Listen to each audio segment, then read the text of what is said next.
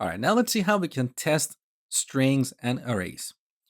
So in the second folder, arrays and strings, let's take a look at this greet function. So a very simple function, we give it a name and it returns welcome plus that name. So once again, I'm going to create a new file, greet.spec.ts. Now to save time, I'm going to copy a describe block here. Now, what are we going to test here? Well, we want to ensure that the name that we give to this function is in the output. So it should include the name in the message or the output. Once again, I'm going to import the function on the top. Okay, now back here, call greet, pass mosh to it, and then we expect the result to be welcome mosh. Now there is a problem with this test. This test is too specific.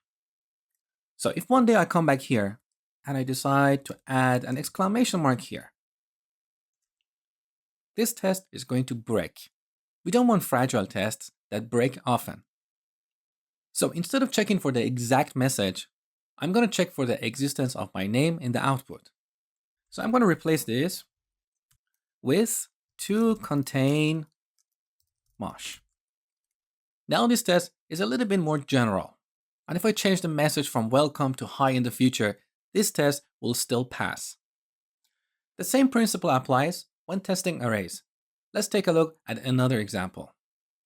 So here we have getCurrencies, a simple function that returns an array of 3 strings. If I want to write the test for this function, I just want to assert that the result includes these items, US dollars, Australian dollars, and euro. But I don't care about their exact position. Because if in the future, I decide to change the order of these items in this array and sort them alphabetically, I don't want my test to break.